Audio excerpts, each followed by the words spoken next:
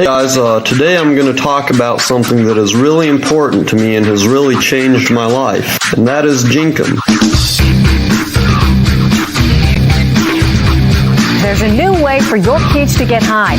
They're using raw sewage. I couldn't imagine doing something like that. Sounds pretty sick to me. Honestly, they need to find something better to do with their life. Seriously. Something new, something stimulating, something different. There's a lot of people that say it's a hoax or it's not real or it's just made up or whatever. Now let's just get this out of the way first, so you can laugh it all off or whatever, You won't be laughing once you experience what I have and have your life change. But, it's human waste. It's, shit. Hey everybody, welcome to a new episode of the Jenkum Poocast. I'm your host, Josh Denny, a comedian extraordinaire, having a wonderful Wednesday morning here. We'll get into that in a little bit. But first of all, I want to introduce my guest for today. You guys know him and love him. He, I think, is the best, definitely the best impressionist on the internet right now. One of my favorite comedians, and of course, the star, one of the stars of Terror on the Prairie on Daily Wire. Guys, give it up for the one and only Tyler Fischer. Hey, man. Hey, buddy. I like that your face is very, very tight in on the shot. Just trying to lean in today. I know. That's the move, right? Leaning in. All leaned man. in. I leaned. I'm good, man. I'm good. It's been like what? When were you out here? Like a month ago or something? Is it that long now? Lunch. Of course, we had lunch in LA. Yeah, we got to do lunch when you're in LA. I don't know when that was. July? Maybe that was early June. No, May, perhaps. Yeah, I think it was a while ago. It was like probably at least 6 weeks ago. I'm sure it's in my calendar if I go back. Yeah, we had a nice outdoor, very LA lunch. Yeah, I had a gluten-free BLT, as if I couldn't be any more Los Angeles than that. Yeah, you kind of let me down with the order, but listen, you had some of my fries. You did have some of my fries. I did, because some people might not know this if they only know you through like TikTok or Instagram or whatever.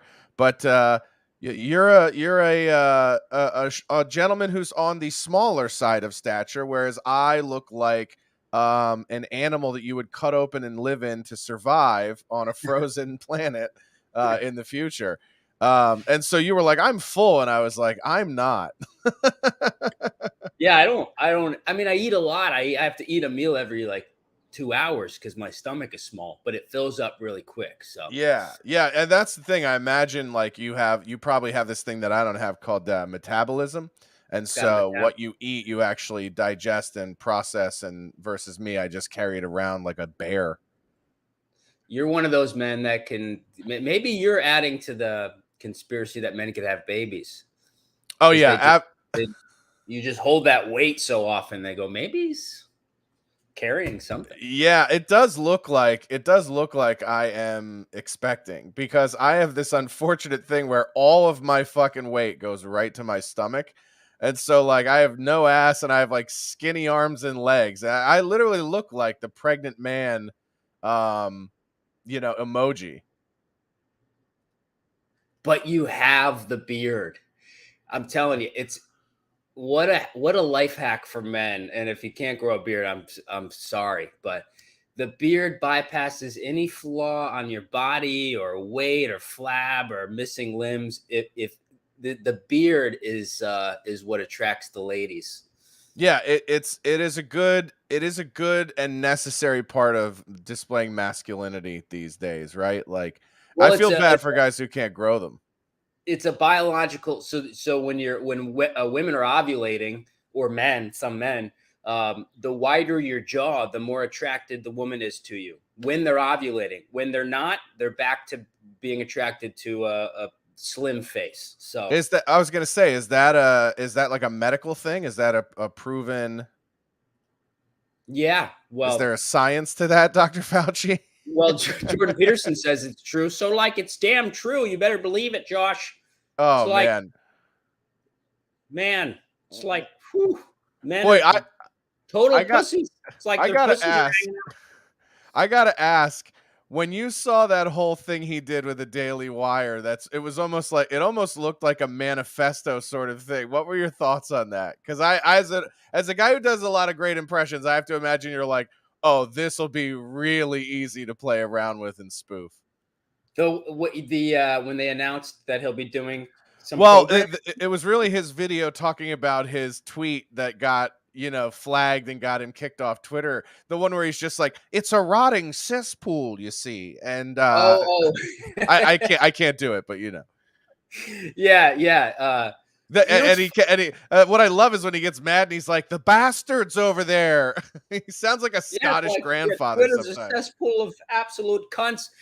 You know what's funny, Josh, is I saw him write that. Oh, really? I saw him write that. Were you down there when? Yeah, I was gonna say, were you down there when that? Because I remember you were on Brett's show, plugging, Terror on the Prairie, which everybody should go watch. Yeah, we went down to Nashville for Backstage Live. It's they do this big live event.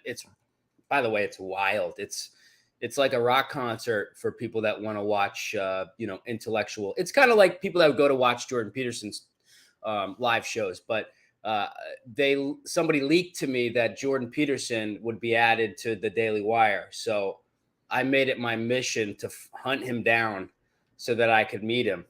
Did you do your impression to him, to his face? No, so because it's a weird thing. It's a weird thing for that to kind of try to come up organically, because you don't want to be that guy who just walks up to him and goes, "Hey, I do you." Yeah, clean your room. Yeah. I had the benefit of he shares my impressions, so he retweets my impressions of him. So I already had that good. Sort of like, not to say he remembered or anything, but I got some insider information as to where he would be, and I went and I waited like some crazy stalker, because I think I told you he had a big influence on my life and where I'm at now. So yeah. We're both big fans of JP. Shameless. I don't have to hide it anymore. It's like he's done incredible things from implementing what I learned. But when I found him at the Daily Wire, he was walking and writing that Twitter manifesto. This guy works like I've never seen in my life. He's literally getting hair and makeup done while walking and typing out that speech. His thoughts on that thing, yeah. Yeah. So I went up to him and I just said thank you, and they tried kicking me out. I wasn't supposed to be there, so they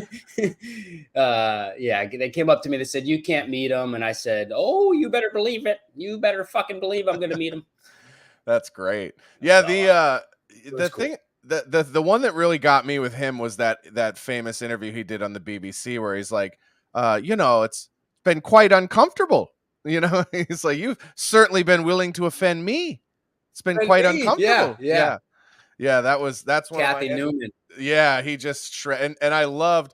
It was like maybe the only time in recorded history that I ever remember a woman stopping and having a moment of self-reflection on live television and being like, "Oh, maybe I was out of line."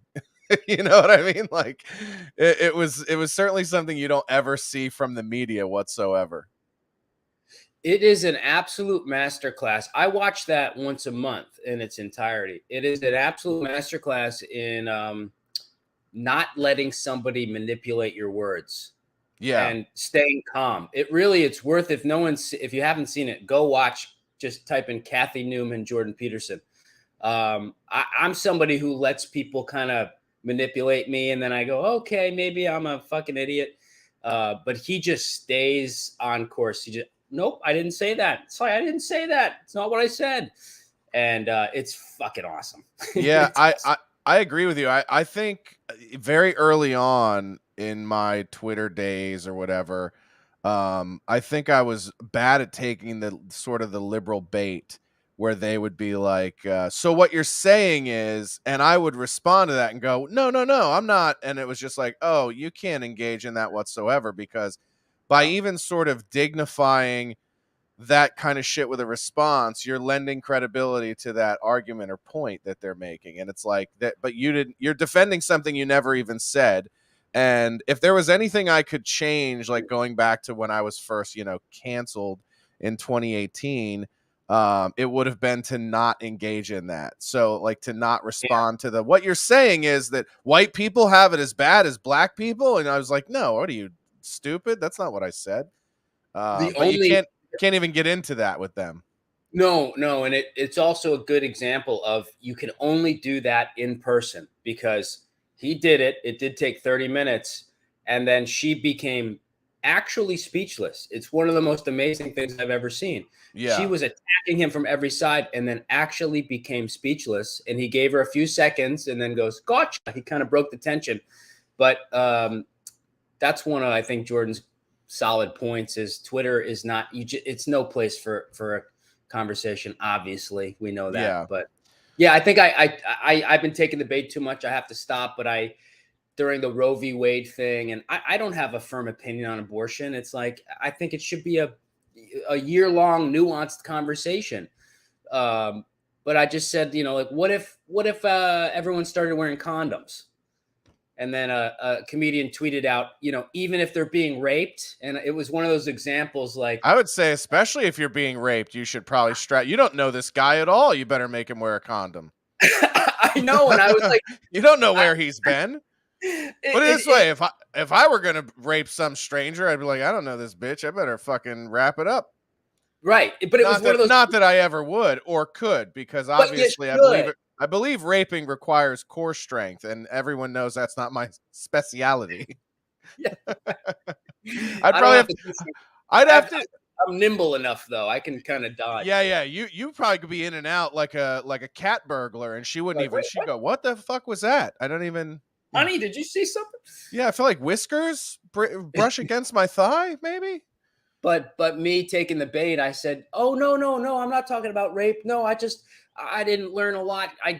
This long drawn out explanation." And then it hit me. I was like, wait, no, yes, you should wear a condom if you rape somebody. So he got me in that trap and I fell for it, but you can't do it. Yeah. It's easy to kind of take the bait and all the time. Like I go back and forth on like what things deserve a response and what things don't. And for me, it has nothing to do with, I just try to do it organically, man. And I don't always get it right. I just like, if I feel like I want to respond to something, I do. And if I don't, I don't. And sometimes it's topical. Like I got into it with people on Twitter today, which is kind of interesting because I watched Bill Burr's new special last night.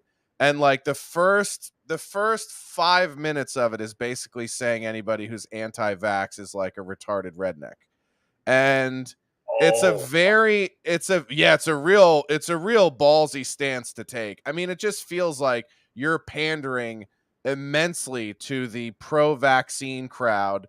And then like after that, he sort of launches into this idea of like white people using the word woke and some of these other things. But it's like, you can't open your show with an entire indictment of, half of the country and then pretend that you're on their side by then going and attacking the concept of being woke. It's like, well, you just did one of the most woke things in society right now by vax signaling or virtue vaccine signaling, saying that anyone who got it or didn't get it is an idiot who doesn't care about society.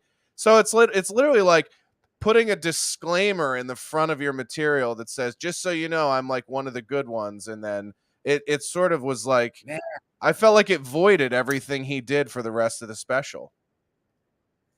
And then he just shits on Oprah for 30 minutes. Oprah's a fucking cunt, but she got vaccinated. Exactly. Vaccinated, so she's good now. Now, did he? This is what's so frustrating. Did he make a distinction between, because people call me anti-vax all the time, and I'm like, I don't give a shit about what people. I'm not anti-vax. I was anti this vax for my body, which is a very specific stance that's personal. Did he make the distinction, or did he go into, was it didn't get the vax, so you're anti-vax? Yeah, I don't think he actually went into anything about people being like anti-vax across the board. He was specifically talking about the COVID vaccine, and it And was that didn't get and he spun it in a way where he was like, everyone's like, this is America, the greatest country in the world, this is America, and then was like, and then when they were like, take the vaccine, people were like, I don't trust the government. And it's like, well, being patriotic and trusting the government is not the same thing. And if you think that you have to just trust the government about everything to be patriotic, then you're a fucking moron. Again, yeah, there's a tremendous amount of nuance. It's like, obviously we all walk around enjoying the benefits of government programs and Of highways and stuff. But public transportation, which I hear is lovely. I only ever taken it in New York, but some of it is, yeah. But again, it's like the nobody was trusting of pharmaceutical companies. That's the biggest magic trick of all of this, to suddenly, like, you can't challenge or talk shit about the pharmaceutical companies and the obvious manipulation and shaming to get everybody to do it. It's just such a lazy argument. Yeah, there's somebody in the comments says, do you have a second refrigerator in your closet? Boy, that's an idea I didn't have until just now. Done. No, unfortunately, my closet is mostly filled with my girlfriend's sneaker collection, which is, I don't know if I move my head, if you can see it. No, it's too dark. Well, you can kind of see the light reflecting off of the shoe boxes up top, but no, a fridge sounds like a great idea. They almost phrased it like you already had one fridge in the closet. Yeah, like, do I have a second refrigerator in the closet? That second one yet? I have one refrigerator in the closet. What kind of fat fuck has two? Jesus. Yeah, he's got standards, man. That's funny. Yeah. No. And I'll have to go watch the Bill Burr special. Maybe I'll dub over it. I like dubbing over his stuff. Oh, that's great. Yeah, because your impression of Bill is phenomenal. I think you and Ryan Rivera do the best Bill Burr impressions on the planet. Thanks, man. Well, maybe I'll go and dub over the beginning and just make it more like he's virtue signaling. Like, I just make sure everybody knows I did the right thing, and before I get into it.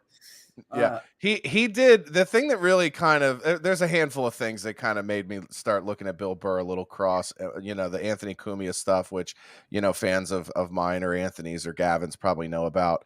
But outside of that, that's a very like micro world of podcast fandom and show fandom.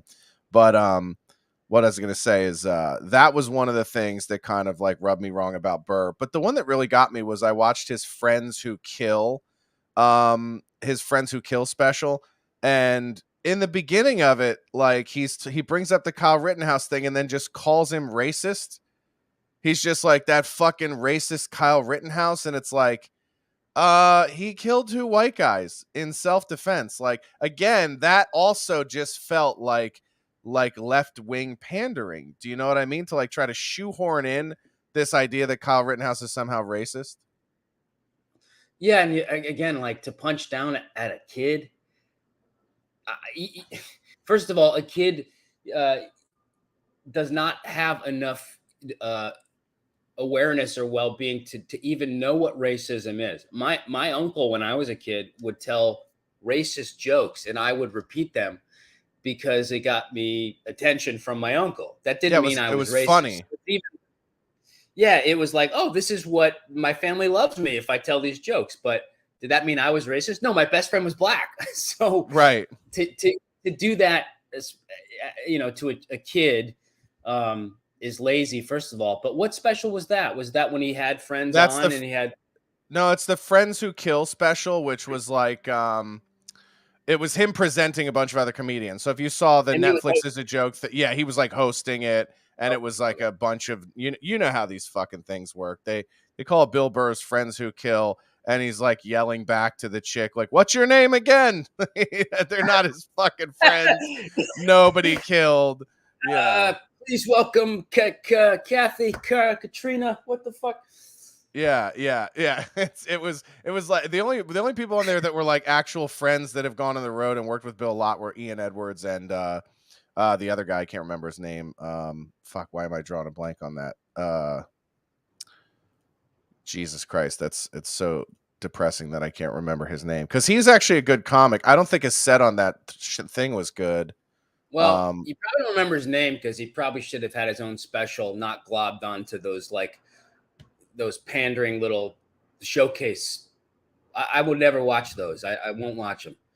They were all bad. I watched every single one of them, and every single one of them was bad. I mean, like, Yeah. I was like, let me see one set of one comic that I don't know. Like, even Michelle Wolf, who's I don't think is a terrible comedian, her set was fucking, but her set was garbage on that thing. Like, I would have never, if I went up there and did something like that was like that bad, I would have been like, yo, please don't put that out for the love of it. Like, also, by the way, I'm on the Bill Burr Friends Who Kill thing, and his friend who I'm thinking of is not even listed in the cast of that His actual thing. friend.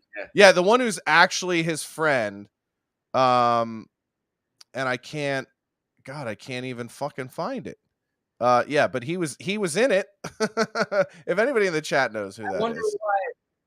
I'm not even talking shit. I love Michelle's stand up. I wonder why at that level you would need to go. Easy for me to say. If I got offered it, of course I would take it. But I think the tricky part with those is Bill Burr's the all-star. So he's up there hosting and then he leaves. Everybody wants to see more Bill.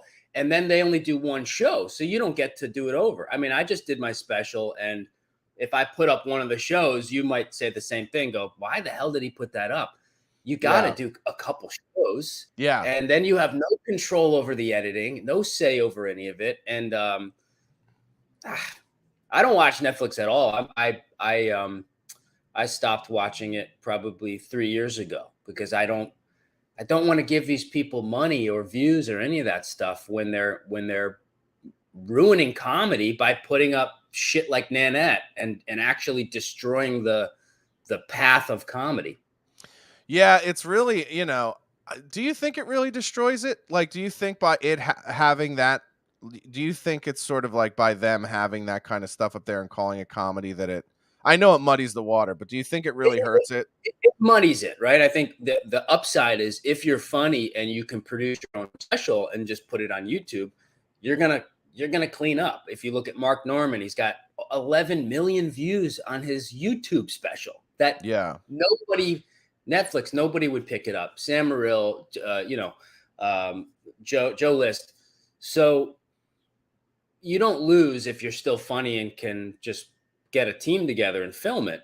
But yeah, Stavros Halkias special that just came out was really, really funny, and he just put that on YouTube. Yeah, but the culturally, comedy feels sad and cheap, and you can go up and do poetry and talk about being abused without getting any laughs, and we're going to call that a stand-up comedy special. How many tens of thousands of people are now seeing that going, oh, this is what comedy is, so let me play a victim and let me not work on punchlines. Yeah, that's a good point, but I don't know if just it existing on Netflix was what did that. I think the biggest problem with that was how it was critically lauded, like how every like media outlet started saying like this is a new page turned in stand-up comedy, and this is a new, this is a whole new thing in terms of like a new chapter in stand-up, and it was like. I think the press jerking that thing off was way more worse than just Netflix putting it out. Yeah, absolutely. Yeah, they have a price to pay in it as well. But I think, but just across the board, when Netflix started giving attention to people, 10 trans people at Netflix that didn't like Chappelle, and then you have Chappelle defending himself, and I wish comedians would just go do comedy and not do these disclaimers. Even Ricky Gervais, who I love, he still had his 5-minute disclaimer. This is what a joke is, and some jokes are offensive and some aren't. Just do your fucking jokes.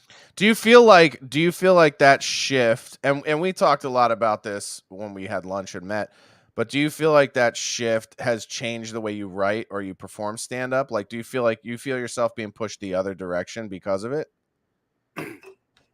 Pushed in a more like just in a more edgy or not give a fuck way or anything like that. Absolutely. Yeah. Everything that has happened to me has been a reaction. I'm not like Jordan Peterson. I'm actually a very agreeable person. And then people now say I'm extreme and controversial. I was very, just doing impressions, nothing too risky. I love what my set was for 10 years. But when people start calling you racist and transphobic and the worst possible things to be as a citizen in this country, you kind of start like, you're against the wall, and then you start punching a little bit. So I think it's good because it forces you to do things you never would have done. And then I find the balance. Like I give myself a lot of leeway to really fuck up. And I just had a gay friend call me and go, everything you've posted this week is really cringe. I'm really cringing. and I said, so am I. Like, I have to read the comments and, give me a week to readjust, Yeah, I don't know. I really have and maybe this is a bad character trait of mine. I don't know, but rarely ever do I look at something like that and feel like, I fucked that up or I regret what I said. Because I try to put some thought into it, but so much of the outrage is just like a deliberate misinterpretation of what I said. So I can't even begin to like look at anything and compartmentalize it in any sort of way that's like, oh yeah, maybe the way I look at that is wrong, or maybe the way I'm thinking about that is wrong. I don't know, and maybe that's like I said, maybe it's like a sociopathic or narcissistic character trait. But I mean, I like to think that I'm. I say this all the time that, my views on abortion have not always been my views on abortion. Anybody who's followed me over all the different podcasts I've done over the years know that. Like, I talked very publicly about trying to convince a woman who I had a one night stand with in 2013 or it was before that. It was like 2011 to get an abortion. It was like, and I went on several podcasts and talked about, I was like, yeah, it was this Mexican chick who came over to clean my house. And I was like, I like told her she needed to get an abortion and we fought over it and everything else. And I don't know that if she was ever really pregnant. I don't know if she ever actually got the abortion. Wow. I know none of the real outcome of that. I just know that she was like, I'm going to get it. I'm going to do it. And I was like, cool, thanks. Let's never speak again. So obviously my views on it have changed but again, at that time, this is 2011. What was I, 28 years old. I had just moved to Los Angeles. I was like just starting to kind of get things moving in my career as a comedian and doing podcasts and stuff. You're gonna fuck a cleaning lady. I know. It really was like the most ridiculous sort of, it wasn't as much of like a George Costanza thing where I was like at the office. But it was a thing where a buddy of mine was like, hey, I know this chick who, I was like, I need to get a maid for my place. And he was like, I know this chick who cleans places. She's really cute also. And I was like, oh, cool. Send her my way. And then we actually hit it off. But yeah, it was like, and then she came to a show of ours, like a stand-up show, like a week later. And so, we fucked around a couple of times. And then it was like the second time she was like, she told me, she was like, I was in a car accident. And then, I found out I'm pregnant and it's yours. And I was like, fuck that. You know what I mean? But were you in the car accident? No, I wasn't in the car accident. Yeah. Trust me. If I knew she was pregnant, I was in the car accident, I would have made sure that only one of us came out of it alive. No. That's how you got her pregnant? You guys got fucking mangled in the car? Yeah. What happens is when my airbags go off, I come everywhere, and then she was just in the way. No, but she, so it was like, but looking back on that, like I would definitely not do the same thing today because I have a different perspective on abortion. I have a different, my mind changed by having my friend Adam Yenzer on the podcast and talking to him about his conservative views on abortion. And he really kind of changed my mind and perspective on it and kind of pitched it to me in a way no one ever had done before. So my mentality about things change. if people make compelling arguments, but I really don't feel like people make very good compelling arguments against the kind of point of view that I have today. Well, you need a 3-hour sit down nuanced debate. Like you need a Kathy Newman, Jordan Peterson thing to actually hash it out. How often have you seen two opposing views, sort of hash it out? You don't see that anymore. It's just tweets. And back to your point about tweeting something and then getting that instant backlash, I think then you lose out on the ability to kind of dissect the joke or whatever it is. When people just hate you and go, that was racist, that was homophobic, you lose out on that that kind of learning curve. I think that's what's different about stand-up now is we're also, people see more of your tweets than they do your stand-up. So me, my stand-up is something separate. It's not probably what a lot of people expect. It's not very political. I don't have a lot of political views on there. But on Twitter, they just kind of judge you so quickly. So that's got a big influence, I think, on people's comedy as well. Yeah, I mean, and one of my buddies, and he's totally right about this. One of my buddies, Charles Disney, I went on. He had a podcast a while back. Him and another friend of mine, dude named Isaac Simpson, had a podcast called "Not a Huge Fan." And I went on their podcast after my whole fiasco in 2018 with the straight white male tweet, and they were like, "Well, you're like a silly guy in person." So like any of the racial or edgy stuff you do as a stand-up, none of that translates on Twitter because everything reads like a testimonial. And so that's the worst medium for you as a comedian. And I was like, that's probably true. You know what I mean? Yeah. Like that's probably fair, but it's also it just turns out that's how I built my small fan base, was through Twitter and through engagement and through putting out like really fucked up jokes and getting people that liked morbid, gallows humor. Yeah, and why throw that out? I mean, I had a year ago maybe 3,000 Twitter followers, and I couldn't grow it. I just couldn't figure it out. I would tweet and just wasn't working. Then my attempted cancellation, whatever you want to say, happened, and I started just going, fuck it, I'm going to say what I think, or just say what comes into my head, maybe not even something I think. And then now I have 50,000 followers. So I'm not going to throw that out. Once I start touring again or have something to sell, there's 50,000 people right there. So I don't know. How have things changed since you did Terror on the Prairie with Daily Wire? Because I'm sure there are a lot of people that are like, oh, you're over there now. Has there been any of that sort of pushback or sentiment from, because especially like you're in New York, so you have as much sort of woke comedy community stuff to deal with. And I would argue you were probably, before all this stuff, this shift, you were probably way more in the New York scene than I was ever in the LA scene. So yeah, I was pretty immersed in it, and I'd say well liked as far as comedians like people. I don't think most comedians actually say what they think to your face. Yeah, no, that's obvious, right?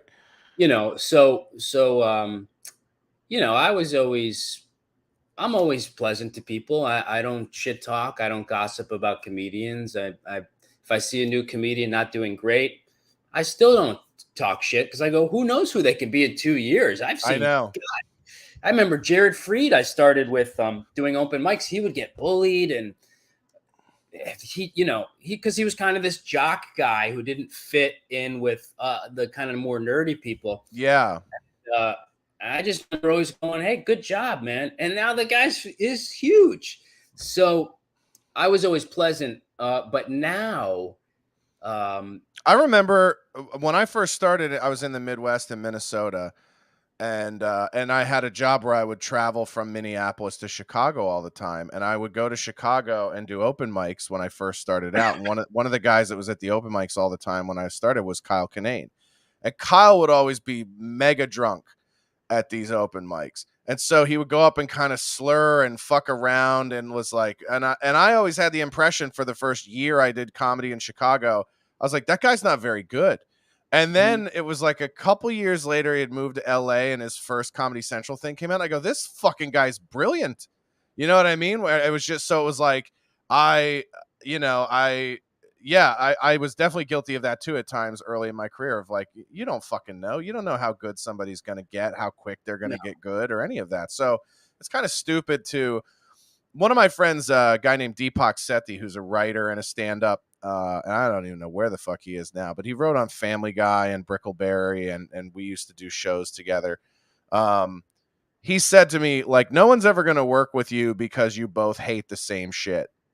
You know what I mean? Like, no one's going to be like, oh, you think Nanette sucks? I think Nanette sucks. Let's team up on something and work together, which is, which is a kind of a profound thing. And so it's like, what do you get out of really like hating someone or shitting on somebody other than maybe social media clout for a day or whatever? But, yeah, I mean, that's what kept me kind of grounded was, all right, at least I'm not talking shit about anybody. So no matter what comes at me, but I was the Daily Wire. It's funny. If the Daily Wire thing happened a few years ago, I don't think I would have survived the hate that would have come from it.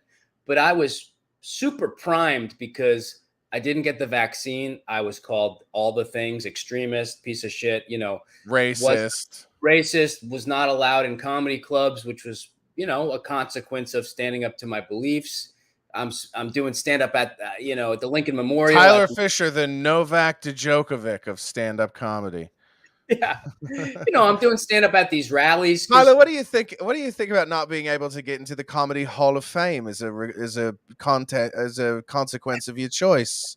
Because you very well could have been regarded as one of the greatest to ever do it, and now, no. Now no. So I went through that, and it was one of the most shocking experiences of my life to go into a comedy club and have people go like, not look at me, not shake my hand.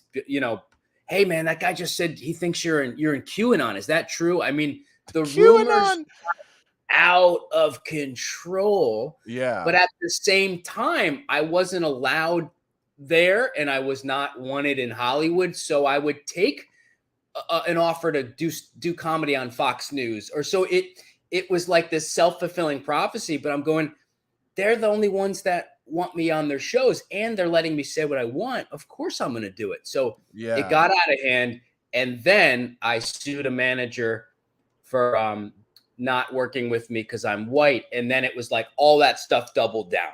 Yeah. So by the time I was in the Daily Wire movie, it was like, come at me, bro. Like, try me. You were a seasoned vet at being attacked in that way at that point, I'm sure. Yeah. And again, I've had, comedians I really respect who I thought liked me publicly attack me for being in that movie, like I'm getting any other movie offers. Right. Yeah. It's like comedians know how hard it is to be a comedian and how to be successful. So the real lesson for me was like, damn, they will chop you down the second you get a taste of success. Yeah. And it's a good thing to know, because now I have no stake in anyone else's opinion aside from my fucking labradoodle and my manager. Yeah. Yeah, that was an interesting thing we talked about when we had lunch, was you telling me the story about the manager who straight up told you that they weren't going to represent you because you were, did they say straight or just white? They used white man, but I think it's a little redundant at this point to have to even say straight white man. Yeah, I don't know if you're friends with Brandon Strock. Yeah, yeah. Oh, yeah. Because that's how we met. We met through doing a walkaway talk on Spaces. But but Brandon has been very clear that like, being gay isn't even sort of like a defense against these mobs anymore, because being a white male, it's sort of even trumps gay now. So it's like, I guess that dream is out for me, where I was just like, well, maybe I could just turn gay and, nope, gay. And then I have a bulletproof vest. They go, nope, white trumps gay. No, white trumps gay. But you know what it really is? It's any opposing views, because if you're a black, Larry Elder, if you're a black Candace Owens, being black doesn't matter anymore. Being a woman, being gay, being trans, none of that matters. And it's the house of cards has fallen down, and all that's there is the ideology. So I'm sorry to those people who had the free pass. It's gone. Yeah. Yeah, it's out the window. There is no more like, but I'm one of you. And they go, no, you're not. Yeah. And to get attacked for standing up for my right, from being discriminated against for the very thing that I've been told to defend my whole life, which is if you see someone being oppressed or discriminated, you got to speak out. You got to speak out. And here I am doing it for if you see something, say something. Say something. Record it. Sue them. And then I do it for myself. And it's like, you racist, you white piece of shit. You think you have it hard. And it's like, whoa, that's pretty eye-opening. Yeah, and it's like, but I will say one of the real pivots for me, and my girlfriend said this kind of when everything was happening in the beginning, and she was right, and I wish I would have listened to her sooner, but she's like, you can go on Twitter and like bitch about this stuff and do podcasts and talk about this stuff till you're blue in the face. The only real way to beat it is to put it in the work and to just, write great comedy and do stuff that ridicules them into oblivion, because, it's that is what I think the people that agree with us or that are on our side, if you want to call it sides, are bad at, is that they always want to try to fight this stuff with intellectualism, and that side doesn't give a fuck about the truth or what's right. So you can't battle that kind of insanity with logic or reason. You have to ridicule it, and you have to be, and that's what I think is great about stuff you do with Fauci impressions and everything. The Fauci one where you're putting the money, I swear to God, that comes up in my feed all of the time, over and over again. And I watch it all the way through every single time, because it's so funny to me how you just keep, it's such a simple premise that you just keep amending the medical opinion every time you're putting money. But it just, to me, it's like, that is what great comedy is. It so perfectly encapsulates reality.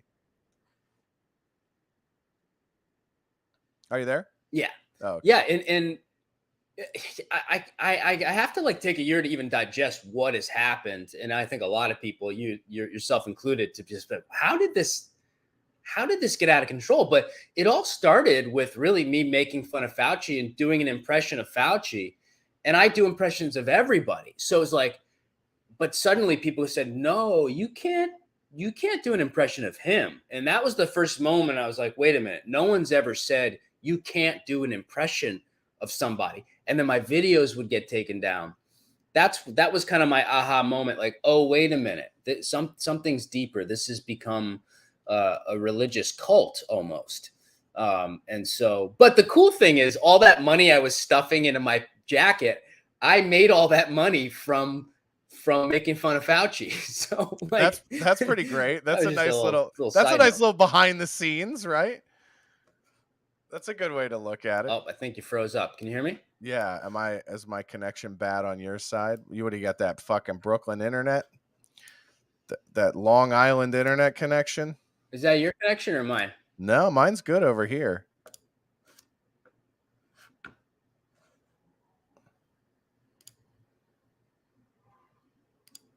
Can you hear me? Yeah, I can hear you. Can you hear me? Yeah, I can hear you now. Yeah, okay, now we're good. We're good. Somebody said, how pink do you think Josh's fat blushing tummy is? It's not very pink. It's more of a, if you've ever seen oatmeal with cinnamon and sugar on it, it's pretty much that. So if you wanted your breakfast ruined for the rest of your life, you're welcome. Are you still having connection issues, or can you hear me all right? I can hear you. Yeah, Okay, can you hear me good. all right? Yeah. No, I think I was saying that's the perfect behind the scenes irony of that sketch, that you actually made all that money from mocking him, and then you putting it in the sketch where you're mocking him. I had a drawer of $100 bills from I was going and doing stand up in people's apartments, rich families in the Upper East Side that didn't get the vaccine, and then I was like, you can say Jewish people, you can say Jews on. Jews. You're like, but I was basically going from Diamond District store to Diamond District store, and they were paying me in stones, believe it or not. But it was weird, man. Yeah, just running around New York doing stand up in people's houses and then paying me cash, and again, it's like not letting the mob take you down. You just make the best of it, and keep making funny stuff. Yeah, and it's got to be, I was in the thread of the thing I was doing today on Twitter. I shared that Fight Club meme of the, Tyler Durden saying it's not until we've lost everything that we're free to do anything. Do you feel that way in some regard, that like by sort of letting go of maybe the original idea of what making it in show business was, that now you feel like you have this much more freedom to pursue it the way you want to do it? Oh, absolutely. It's a feeling I didn't know existed, because I'm a risk taker on stage, but I still would be sweating if I even, my dad is gay, right? And I would like go on stage in Brooklyn and be like, so my dad came out when I was 7, and people would kind of clam out like, wait a minute, straight white guy about to talk about a gay person. No, malfunction. Right. I would still kind of skate around these ideas. Now, yeah, it's a freedom that is it feels like what art is just having a pure freedom. So what's ironic is every time a comedian runs into me, they like telling me how all these comedians they just saw were talking shit about me. Yeah. And I do a pretty good job of going, I don't want to hear it. Like, I don't have a second to give a shit about this. But the last time it happened, a comic who I like a lot, and we take walks together, he goes, man, the other day again, I'm like, first of all, how much time do these people have on their hands that they're having meetings to talk about how I'm doing movies with the Daily Wire? But he said, after they were all done nailing you, one of them said, man, but it must be nice to feel that free. And I was like, yeah, that's the idea. Right. Like, what? Yeah, it's it's I look at those guys that are like that are seemingly handcuffed creatively because they have these masters to serve, like the house slaves on a plantation, right? Where they're just like, well, at least I'm not out in the fields, and yeah, I'm not free, but like, why would I give all this up? And it's like, well, because they can take it away from you whenever they decide. And so that's why you would give it all up, because you have no control over your own life. And they go, yeah, but it's sure is warm in here. Sure is warm in here. Yeah. I had to give all of it up, and then and quite literally all of it. So it was a 2-year mourning process, and working with my therapist about, hey, are we going to sue this company? And, it was a 2 or 3 year transition process to where, because I got into I was starting to host at the Comedy Cellar a little bit. I was the regular weekend host at the Stand. A lot of celebrities would come in and see me host, and then I started, getting work from that. And when I didn't get the vaccine, boom, all gone overnight. So letting go of those dreams, and I might be back there at some day, perhaps, maybe I won't.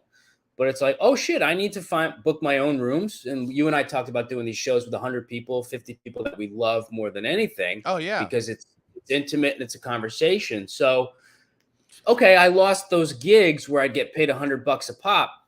Now I'm flying around the country making a couple thousand to do an hour or two. Yeah, to people that like me and don't think I'm evil. So yeah, you just kind of have to be. You just kind of have to be creative, right? And I think, going back to something I said a little earlier, it's like some of the criticism is like, oh, you guys all, it's in the chat here.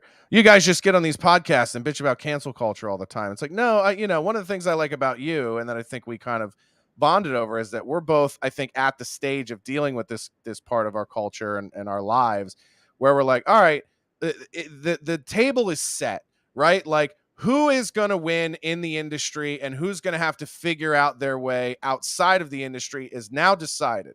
And now that we know where we stand, you have two choices. You can sit around and do nothing, or you can get to fucking work. And so, yeah, it's like I'm doing these shows with Gavin McInnes and Anthony Cumia. And we just did, a venue in Orlando. We had almost 400 people. I think our final number was like 388 or something. So we had almost 400 people in Orlando. It was a great show, but I'm also not above going and getting like doing like a coffee house or like a dive bar that holds 30 or 40 people in a, in a city or something, and going out there and performing for fans and actually getting to see people that really like what you do. And so, I think for the longest time I did allow the idea that like, well, there are these gatekeepers and there are these barriers to doing the things you want to do. And aside from just like money and time really should be your only barriers that prevent you from doing the things you want to do.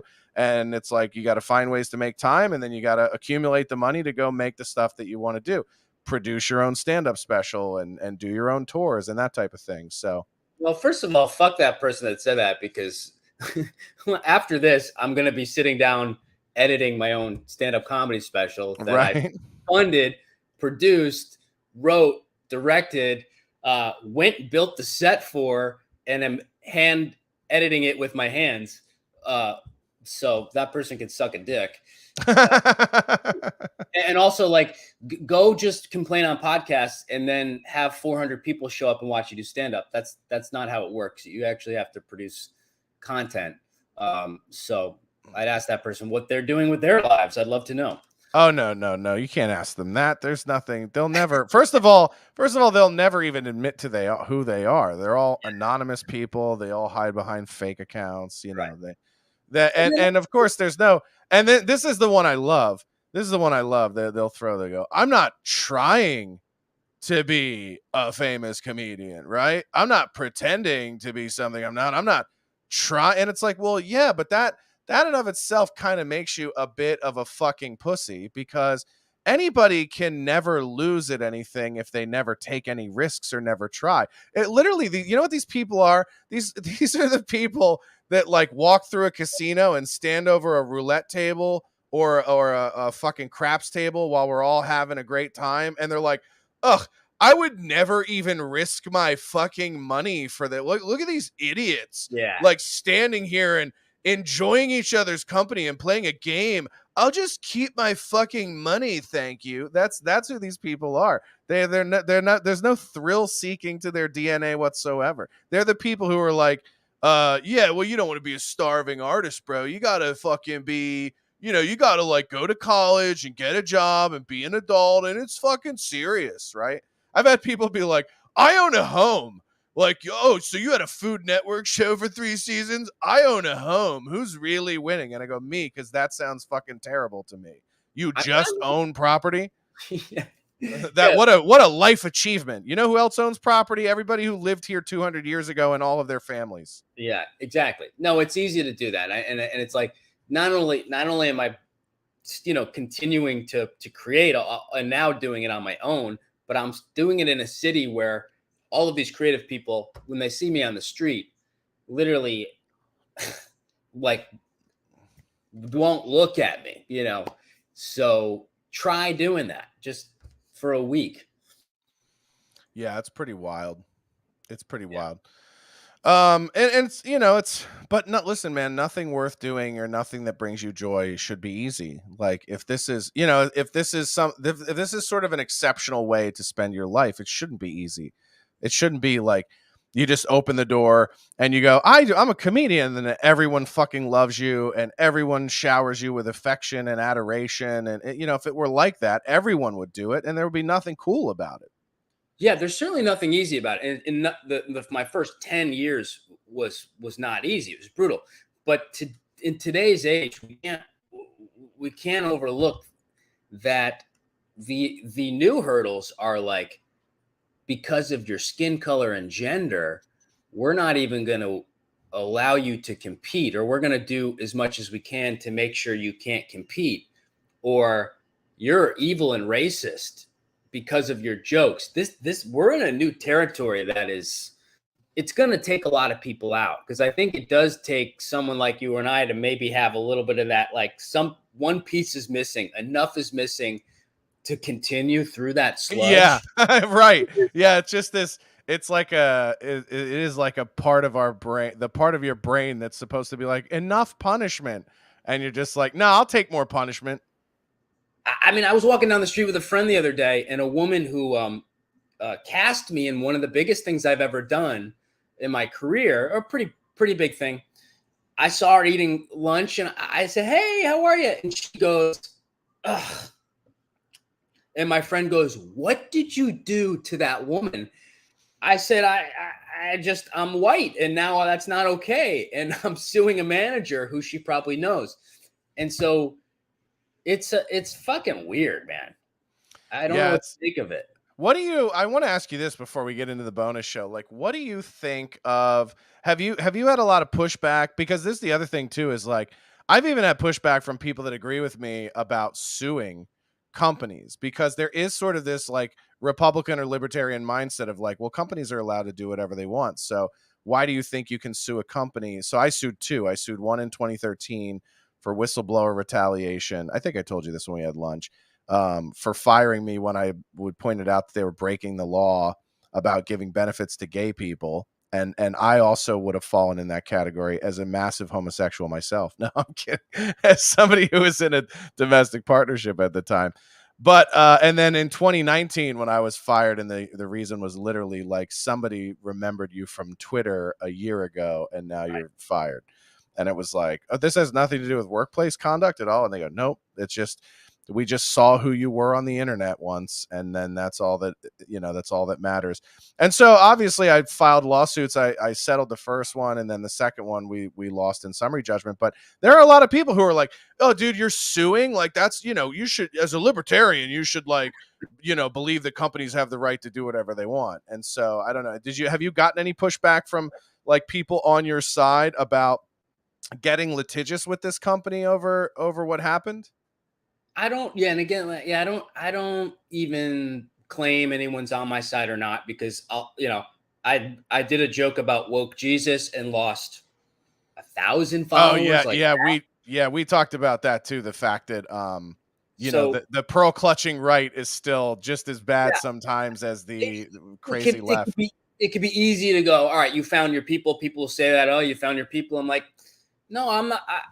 Whatever. You like my comedy, that's fine. I think if I have a people, I would like it to be people that are open to any type of comedy without, feeling triggered from their thing being made fun of. But I don't know. I tweeted out that I was suing and they wanted to settle, and the tweet went pretty crazy viral, and I had to stop reading the comments because it's like, tens of thousands of comments, and it wasn't very helpful for me to read them.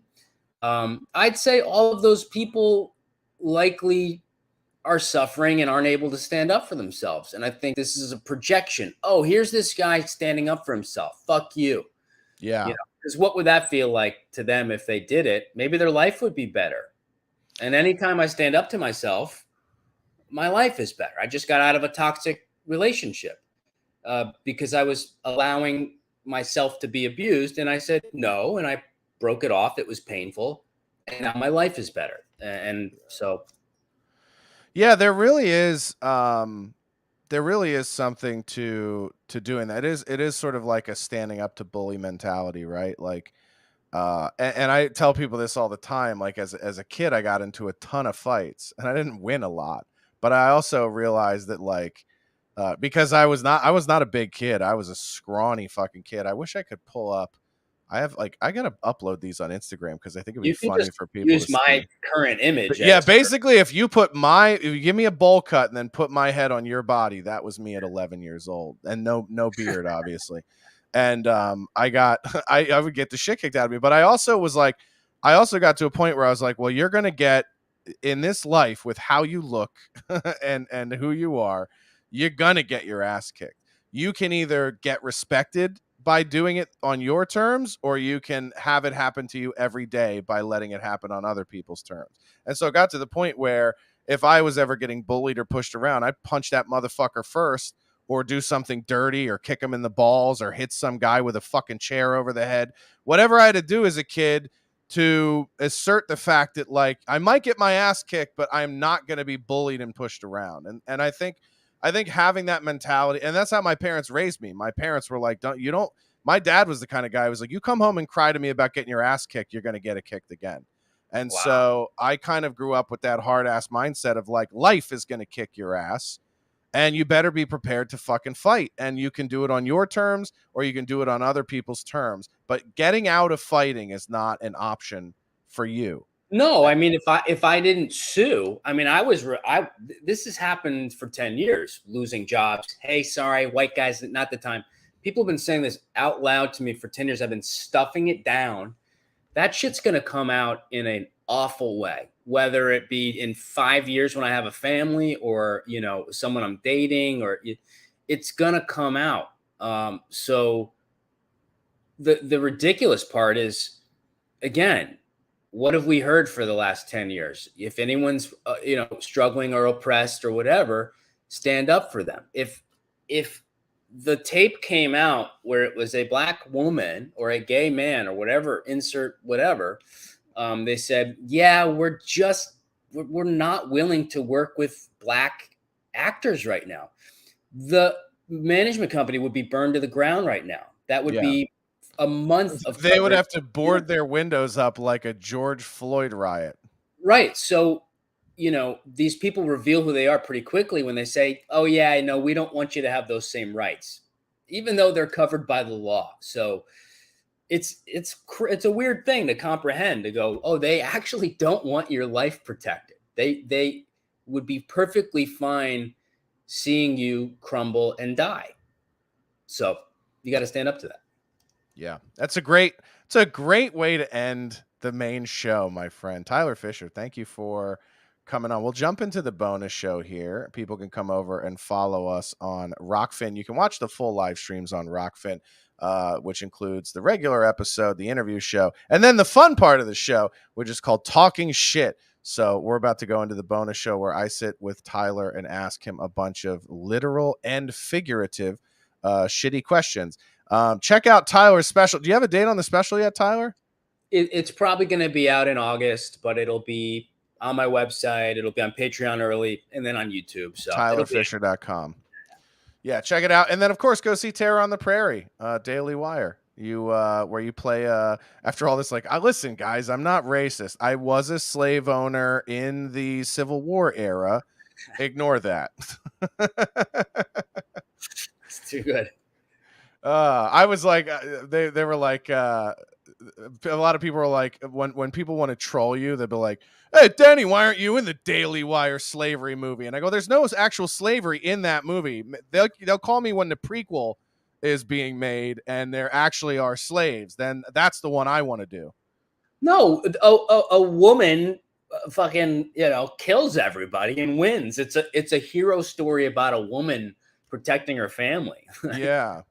Yeah, I would much rather do the prequel, which involves the slavery and the, that type of thing. That's more my speed. I want to be one of those. I want to be like a boss hoss on a porch who's just like, don't you even fucking look at me, boy. Like, I just think I could really lean into that part. You know what I mean? I think there'd be a lot of catharsis. It's acting. It would be great to just play that part, since everybody already thinks of me that way on the internet, where it would be like, well, if I am truly that way, and then you make money playing that in a movie. That's the thing. Great. That'd be absolutely phenomenal. All right, man, we'll jump here into the bonus show. Thank you guys for tuning. Hey, even if you don't like me, thank you for tuning into the show today. Do a lot of people watch you that don't like you? A ton, yeah. You look at the comments. You see the comments, yeah. No, I'm not looking at the comments. Oh no, yeah, no. There is a ton. There's a ton in there. Yeah, most of the commenters are trolls and stuff. But I don't know. When you look at, I have to look at Twitter, because the data on StreamYard doesn't go over to, or doesn't pull from Twitter, so like it doesn't show what your views on Twitter are. But and because you can't comment on Twitter either, so you don't even see it until you end the live, which we're about to do. But yeah, if you guys are watching on Rockfin, stay in, watch the bonus. Otherwise, it'll be out on No Longer Locals on Gumroad. You can get Talking Shit bonus show and all these episodes ad-free on Gumroad, joshdenny.gumroad.com. What the fuck is Gumroad? It's like Patreon, but it's, there's not another one now? I can't keep up. There's so many. I got tired of dealing with Locals. Are you on Locals? I'm on Patreon. Now I'm thinking of moving to Locals, but now I don't know what to do. Yeah, so with locals, it was okay. So I don't want to get into a thing where I'm like dragging locals, but some people have asked, they're like, "Why are you off locals now?" For just basically two reasons. One, it's like I got it because I wanted an alternative to Patreon to delivering bonus content or paid content. And the problem is you got to maintain this entire social media ecosphere to do it. So it's like a Facebook, but there's no ability to cross pollinate because everything is this siloed community. So like if I tag you, somebody can't just click and go to your profile. They got to go to your community and join your community. So it's really segmented. And then the second part is when they recruited me to come to locals, like I think it's like 18 months ago, there was a lot of talk about we're working on this, we're working on this, we're working on this. We have these innovations, we have these things coming down the pike, everything else, et cetera, et cetera. And I think the merger with Rumble or acquisition of Rumble kind of put a lot of that stuff on ice. And so it was just like, man, it's a cumbersome UI. It's a little tricky to navigate. Uploading takes forever, So it was like, it just felt like the juice wasn't worth the squeeze. I wanted something that's like simple and clean as a way to house and deliver paid content and other digital content that's not through my website. And Josh LaCash, who's on Censor TV, uses Gumroad, and I was just checking his show out on Gumroad, and I was like, "Oh, this is cool." It really integrates with Twitter well, which makes sense for me because most of my fan base is through Twitter, and so people can literally like just click the Gumroad link and sign up through Apple Pay, and they can pay. The other thing is they can pay whatever they want.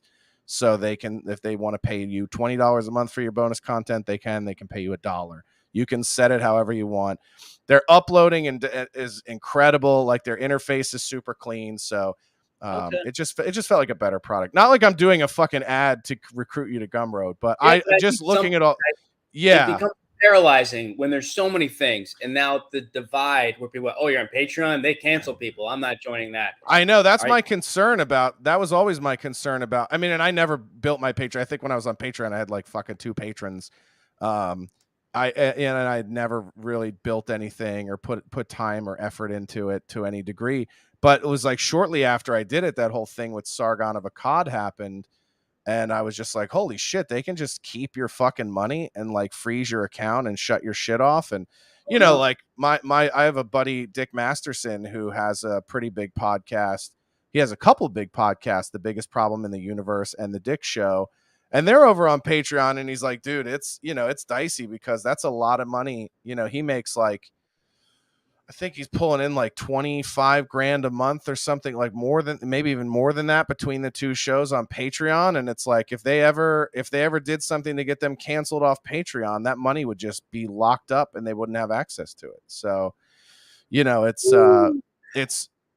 no matter what, when you're relying on these third parties for your shit, you're always kind of rolling the dice a little bit on whether or not you can, you're safe. But I feel like the ones that are less like more like a platform and less like a publisher, the better off you are. And Locals is definitely now a publisher. Like they're like, we're the Daily Wire of social media. Like we are conservative social media. And it's like, there's enough of those. There's enough. I don't want to join a 50th social media thing and have to develop and build a whole new platform because all I was trying to use it for was to deliver content.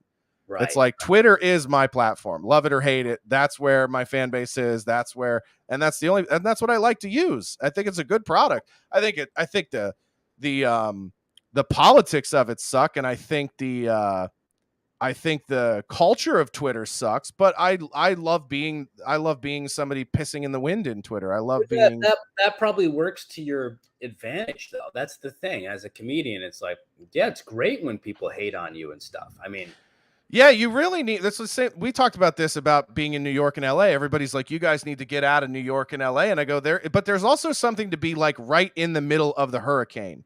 You know what I mean? Like in the eye of the storm as a comedian, it's good for me to be surrounded by that fucking insanity all the time because it gets my mind working. Like if I move to someplace like Savannah, Georgia, where everybody thinks like me, how good of a comedian am I going to be? You know what I mean? It's a good question because there is, there also might be a time when you can go, all right, I'm going to live somewhere nice and have a house and stuff. And then I can still go and tour and whatnot. But yeah, I grapple with that a lot where right now I'm not really at the comedy clubs. I might have the option to get back in them.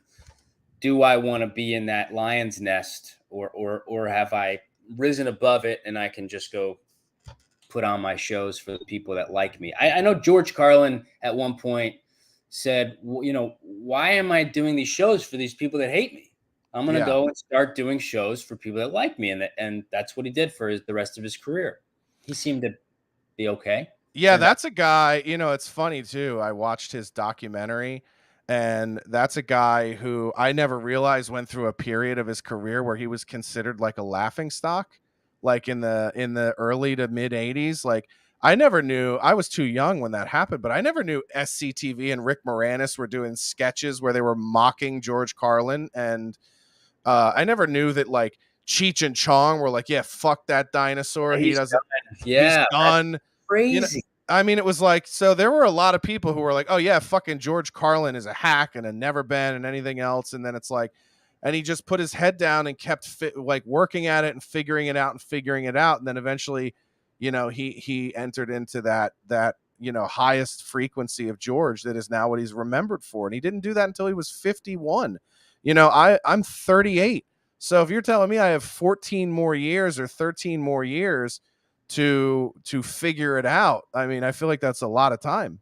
Yeah, that was really inspiring to see, because that's kind of where I feel like I'm at, which is I'm oddly, I know my career's building and my fan base is building, but the hate is intensifying. But maybe that really forces you to transcend that and rise above it. And those 7 words you couldn't say back then. I was thinking about that. It's like he had the joke about the 7 words you can't say. Well, shit, piss, cunt, fuck, cocksucker, motherfucker, and tits. And now it's like there's 700 topics you can't talk about. I almost got jealous of George Carlin being in the arena where he couldn't say 7 words. I'm like, it was actually far more free back then in a way for stand-up. Yeah, totally. All right, cool. We'll get into we'll get out of here. Thanks again, Tyler Fischer. We're going to go into the bonus show section. Thank you guys. And let me get this fucking, what a great transition. How great am I at transitioning into this bonus show? Anyway, thank you guys.